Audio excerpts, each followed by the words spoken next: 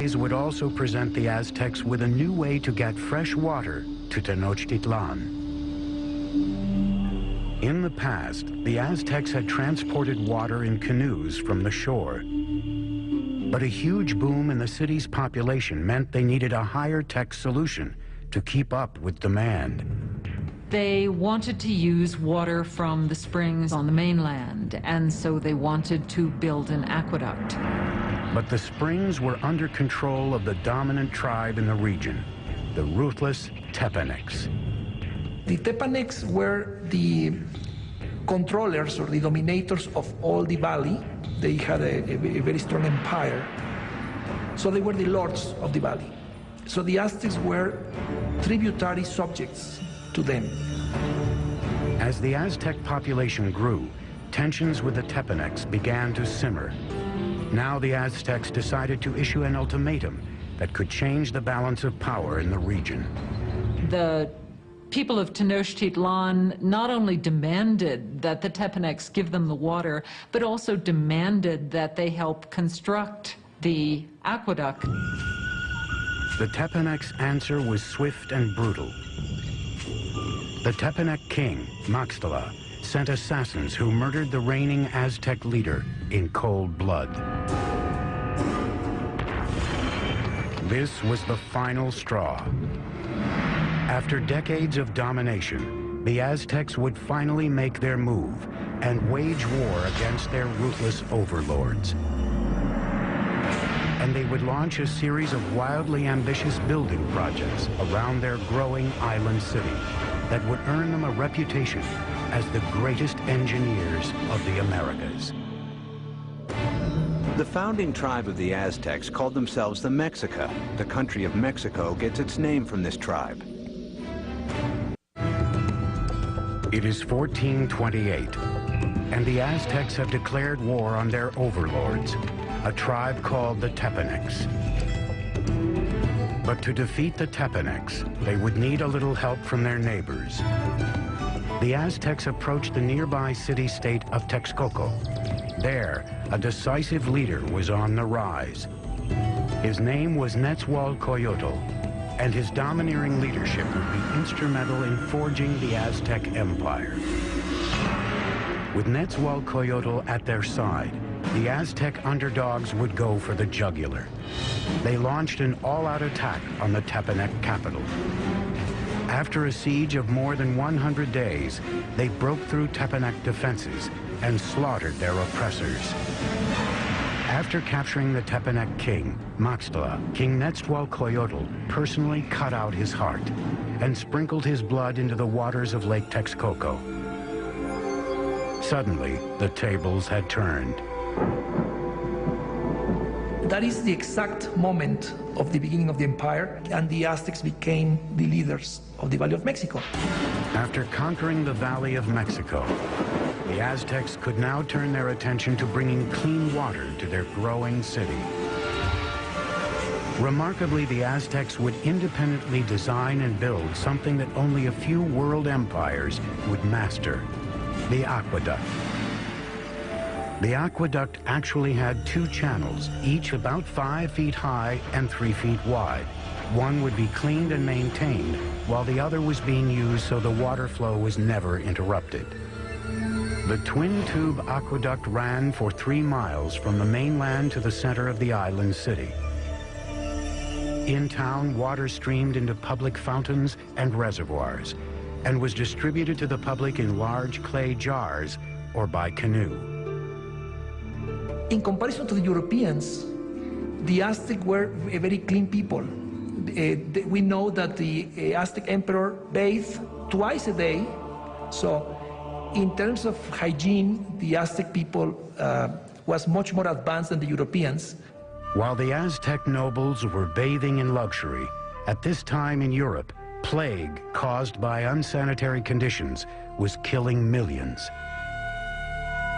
King Nezahualcoyotl's own bath was one of the most unique in the Americas. It was fed by a sophisticated aqueduct system that also brought running water to his palace grounds.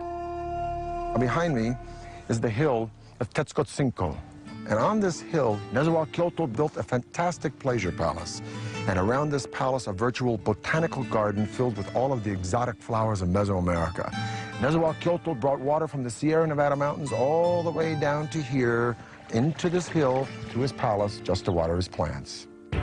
To install an aqueduct there, Nezahualcóyotl had to fill a huge gorge between Texcocinco and the next hill. As the water arrived at the first hill, it gathered in small pools built to control the speed of the flow before it reached the aqueduct. After crossing the aqueduct, the water ran in a circuit around Texcocinco Hill, spilling off over the sides in rock-cut waterfalls to water the gardens.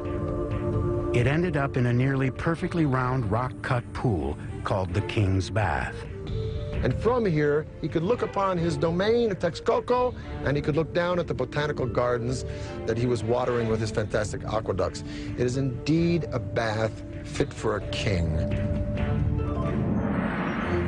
By the mid-15th century, with their empire on the rise, it was time for the Aztecs to choose a sovereign leader. He was called Moctezuma, and he would be the first of two emperors with this now famous name. Moctezuma's first order of business was to extend the empire's borders. The Aztecs captured city-states southward to the valley of Oaxaca, westward to the Pacific, and east toward the Gulf of Mexico. By 1449, the empire contained as many as 15 million people.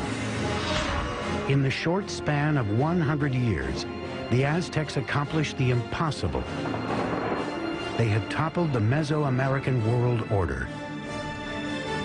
But while the Aztecs dominated militarily, their island city was vulnerable to a different kind of enemy.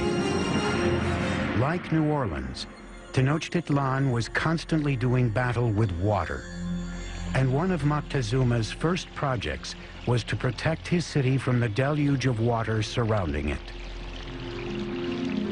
This is what is left of Lake Xochimilco, in the southern part of Mexico City, in Aztec times, the city of Tenochtitlan. This lake, like the other four lakes that surrounded the city, were spring-fed. Thus, there were no rivers or streams into which it could drain. And if it rained hard enough, the water would rise up and sweep over the land and into the city itself. And this is exactly what happened in the mid-1400s when a flood of catastrophic proportions swept into Tenochtitlan. The city and the empire it commanded were almost completely destroyed, and the Aztec civilization had to once again rely upon the genius of its engineers, and one engineer in particular. Moctezuma enlisted the help of his old ally, Nezahualcóyotl, to protect the city he was rebuilding from the lake. Nezahualcóyotl would design a solution that would make him the greatest engineer on the continent. His plan was to create a safe zone around the city with a huge dike that would protect Tenochtitlan and its inhabitants. It was designed to be larger than any earthwork anywhere in the Americas at the time, running for 10 miles just east of the city from the southern edge of the lake across to the north. The walls were a wickerwork construction made of sticks, reeds, stone, and earth. Since the lake was shallow, the dike was only about 12 feet in height, but some 27 feet wide. Nezahualcóyotl fitted the dike with sluice gates, most likely wooden doors that would be raised or lowered to control the water level behind it. The dike also served another purpose. It protected their water supply. It was important to build some sort of protective mechanism to keep salt water out of the freshwater western part of the lake. An army marches on its stomach, so said Napoleon. Now, an ample food supply for civilians is a no-brainer in the critical development of any civilization. But the Aztecs perfected a unique method, not only to provide a substantial food supply for its civilian populace, but to fuel the military expansion of its empire. This revolutionary engineering was called Chinampas, a system that allowed them to literally create new land to farm and to live on. If you're going to have a city of any size, you have to provide